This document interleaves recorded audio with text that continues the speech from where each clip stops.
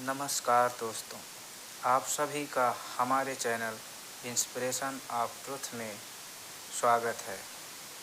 दोस्तों, एक बार फिर से आपके लिए एक नई शिक्षाप्रद कहानी लेकर हाजिर हूँ।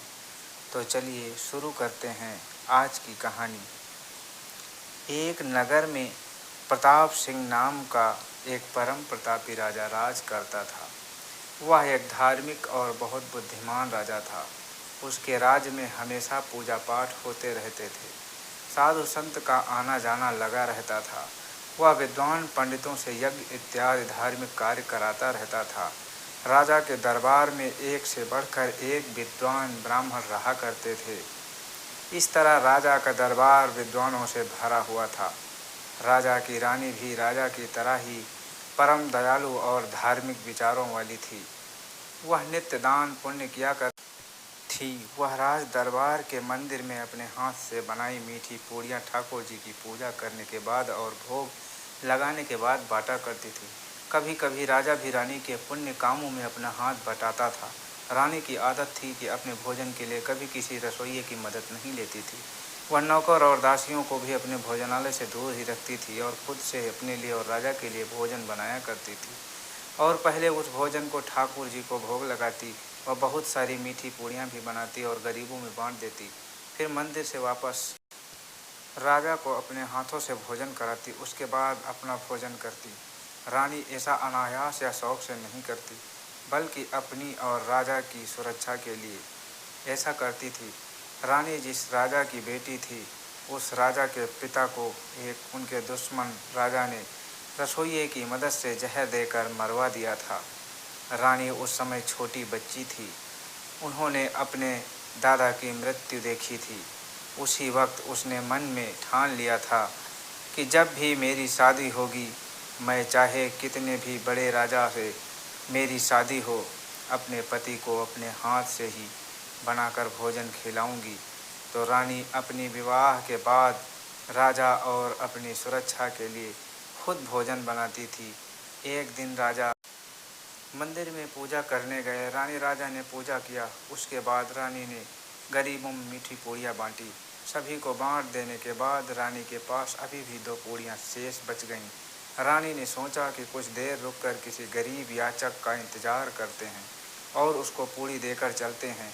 तभी रानी के पास एक गरीब स्त्री पहुंची है। रानी उसे एक पूड़ी दे देती है, परंतु वह स्त्री पूड़ी खा पाती उसके हाथ से पूड़ी लेकर एक चील उड़ जाती है। रानी यह देख रही थी।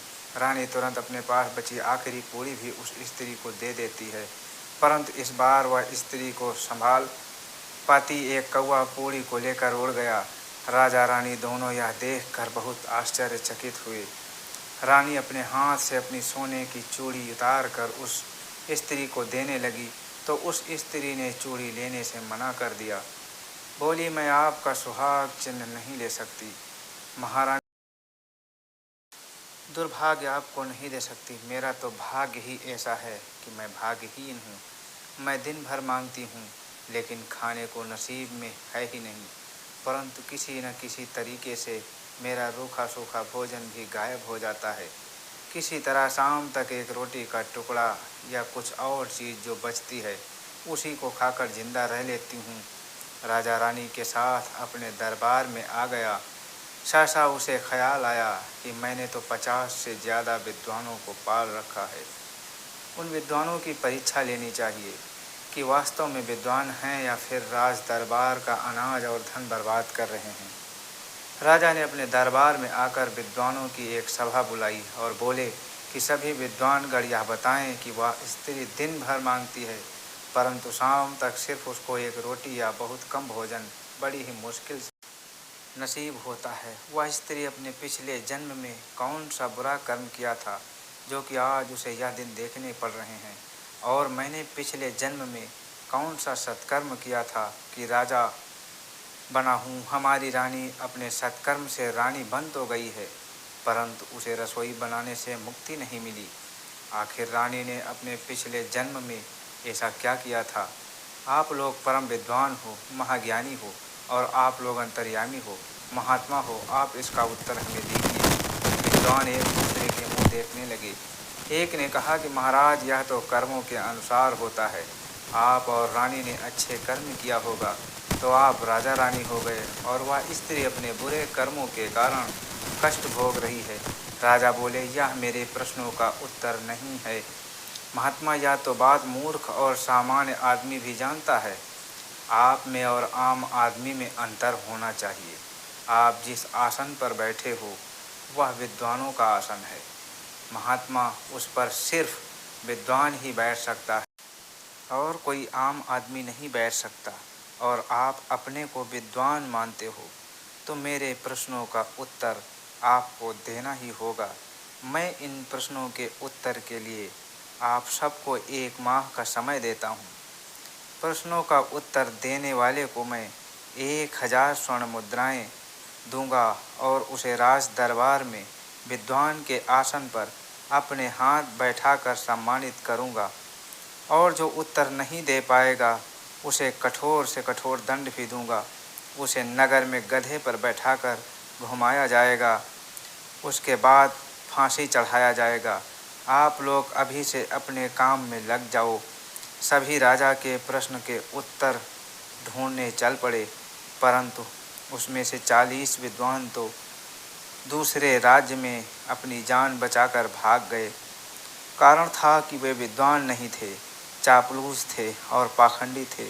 यह सोचकर राज दरबार में रहते थे कि हम सिर्फ राजा का गुणगान कर देंगे और जिंदगी भर मुफ्त की रोटी तोड़ते रहेंगे।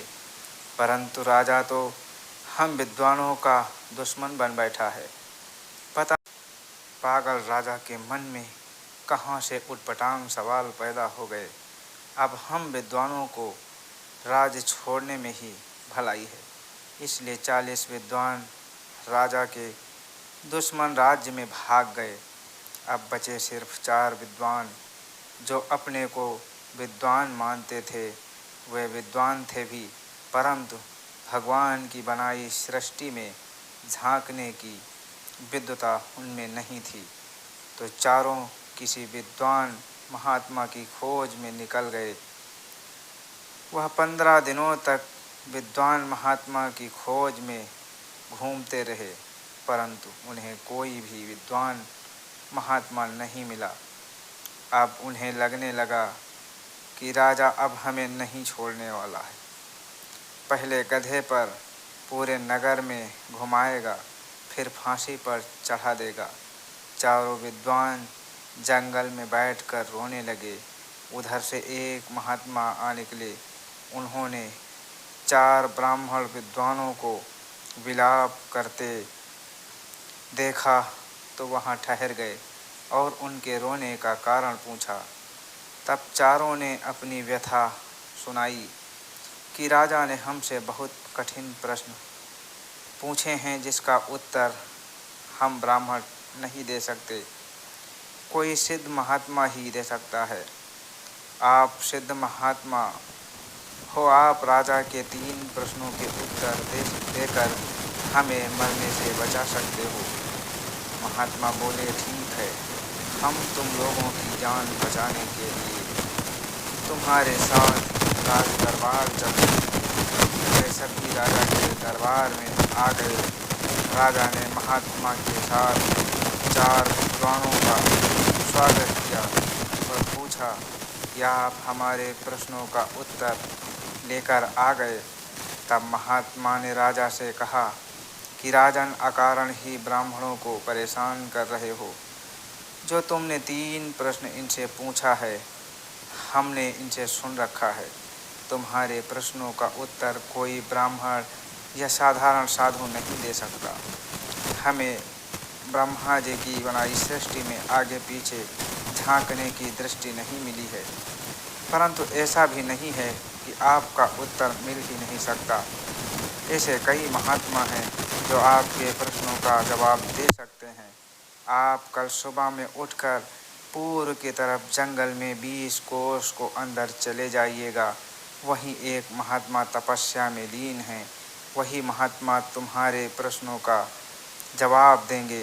राजा को उत्सुकता थी अपने प्रश्नों के उत्तर जानने की, तो सुबह उठकर जंगल में निकल पड़ा। दोपहर तक बताए महात्मा के आश्रम में पहुंच गया। महात्मा ने राजा का बड़े आदर के साथ बैठाया और जंगल में इतनी अंदर आने का कारण पूछा तो राजा ने बताया कि हे महात्मन, मेरे मन में 3 सवाल हैं। एक स्त्री दिन भर मांगती है परंतु शाम तक सिर्फ एक रोटी बहुत मुश्किल से उसे नसीब होती है। वह स्त्री अपने पिछले जन्म में कौन सा बुरा कर्म किया था कि आज उसे यह दिन देखने पड़ रहे हैं, और मैंने पिछले जन्म में कौन सा सत्कर्म किया था कि राजा बना हूँ। हमारी रानी अपने सत्कर्म से रानी बन गई, परंतु रसोई बनाने से मुक्ति नहीं मिली। आखिर रानी ने अपने पिछले जन्म में ऐसा क्या किया था? महात्मा बोले कि हे राजन, तुम व्यर्थ के प्रश्नों के चक्कर में क्यों पड़े हो? राजा बोला, महात्मन, यह बात जानने की बड़ी उत्सुकता है हमारे मन में। जब तक मेरे प्रश्नों के उत्तर नहीं मिल जाते मुझे चैन नहीं मिलने वाला। हे महात्मा, आप मुझ पर कृपा कीजिए। हे महात्मन, मैं बहुत उम्मीद लेकर आपके पास इस जंगल के इतने अंदर आया हूँ। तब महात्मा बोले कि इसका उत्तर तो मैं भी नहीं दे सकता। मेरे को सिर्फ 1 वर्ष आगे पीछे देखने की ही दृष्टि मिली है और तुम्हें अपने पिछले जन्म के विषय में जानना है। मगर निराश मत हो राजन, ऐसा नहीं है कि तुम्हारे प्रश्न का जवाब कोई नहीं दे सकता। तुम्हारे प्रश्नों का जवाब एक सेठ का मृत लड़का दे सकता है। तुम्हें इसके लिए अभी के अभी जाना होगा। यहाँ से 7 कोस उत्तर जाने पर तुम्हें एक पहाड़ी मिलेगी। वहीं एक शमशान है जिसमें लोग मुर्दे को दफनाया करते हैं। एक सेठ का 7 साल का लड़का मरा है। उसके घर वाले उसे दफनाने के लिए शमशान में लेकर आ रहे हैं। वह ज्यों ही दफना कर चले जाएंगे तभी तुम उसकी कब्र पर पहुंच जाना और कहना कि बड़े भैया, तुम मेरे 3 प्रश्नों का जवाब दे दो, फिर आप आराम करो। वह बालक अपने आप कब्र से बाहर आ जाएगा और तुम उससे अपना तीनों प्रश्न पूछ लेना। राजा वहाँ से शमशान के लिए निकल पड़ा। 7 कोस दूर पहुँचने पर उसे एक पहाड़ी मिली। उसने देखा कि पहाड़ी की तलहटी में एक शमशान था। वहाँ की मिट्टी को खोदकर कई व्यक्ति एक बालक को दफना रहे थे। जब सभी लोग बालक को दफना कर चले गए तो राजा कब्र के पास पहुँचा और बोला कि बड़े भैया, तुम मेरे 3 प्रश्नों का जवाब दे दो, फिर आराम करो। उसमें से एक बालक निकलकर कब्र से बाहर आ गया और बोला कि मुझे बहुत नींद आ रही है, मैं सो जाऊं, इससे पहले तुम जल्दी से सवाल पूछो। तब राजा ने कहा कि एक स्त्री दिन भर मांगती है परंतु शाम तक सिर्फ एक रोटी या पूड़ी बहुत मुश्किल से नसीब होती है। वह स्त्री अपने पिछले जन्म में कौन सा बुरा कर्म किया था कि आज उसे यह दिन देखने पड़ रहे हैं, और मैंने पिछले जन्म में कौन सा सत्कर्म किया था कि राजा बना हूँ। हमारी रानी अपने सत्कर्म से रानी बन तो गई है परंतु उसे रसोई बनाने से मुक्ति नहीं मिली। आखिर रानी ने अपने पिछले जन्म में ऐसा क्या किया था? तब बालक ने बताना शुरू किया कि हे राजन, ध्यान से सुनो। पिछले जन्म में तुम छोटे भाई थे, हम कुल 3 भाई थे। हम एक बूढ़े ऋषि के आश्रम में शिक्षा ग्रहण करते थे। ऋषि चलने फिरने में असमर्थ थे। उनके आश्रम में हम 3 भाई शिक्षा ग्रहण करते थे। ऋषि हमें भिक्षा मांगने के लिए चारों दिशाओं में भेजते थे। वह जिस दिशा में कहते हम तीनों उसी दिशा में चले जाते। उत्तर दिशा में जब हम भिक्षा मांगने को जाते तो एक गांव पड़ता था। उसमें एक गरीब स्त्री रहती थी। वह हम तीनों भाइयों को अपने हाथों से ताज़ा भोजन बनाकर खिलाती। वह तुम्हें विशेष प्यार करती थी। वह खाना खिलाने के बाद तुम्हारे लिए अलग से भोजन बांध कर दे देती, मगर तुम उस भोजन को खुद नहीं खाते, वह खाना ऋषि को दे देते। फिर किसी दिन गुरुजी हमें दक्षिण दिशा में भेज देते। उधर दुष्ट जनों का गांव था। वहाँ कोई कुछ नहीं देता बल्कि हमें भगा देता था। उस गांव से बाहर एक वेश्या रहती थी। हम उसके दरवाजे पर भी मांगने जाते तो वह बाहर आती और हमसे समागम का अनुरोध करती। जब हम उसके अनुरोध को ठुकरा देते तो बहुत क्रोधित होती। वह अंदर से 3 रोटी या 3 पूड़ियाँ लेकर आती और हमें झोली फैलाने को कहती। जब हम झोली फैलाते तो वह रोटी या पूड़ियाँ खुद खा जाती।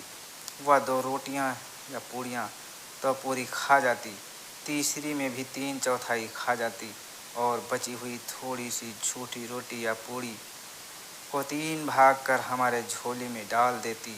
हम 2 भाई उसकी रोटी या पूड़ी वही फेंक देते, परंतु तुम उस छोटे से टुकड़े को आश्रम में लेकर आते और ऋषि को दे देते।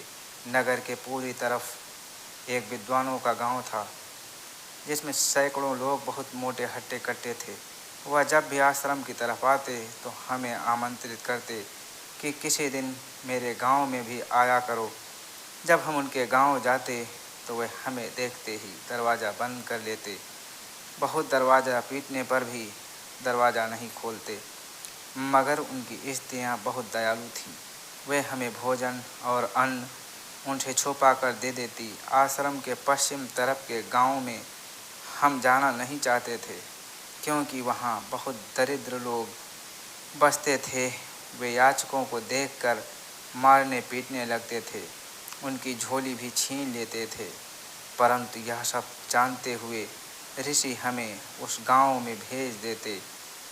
वहाँ मिलता तो कुछ नहीं, उल्टे उनके डर से हम भागते भागते हैरान हो जाते।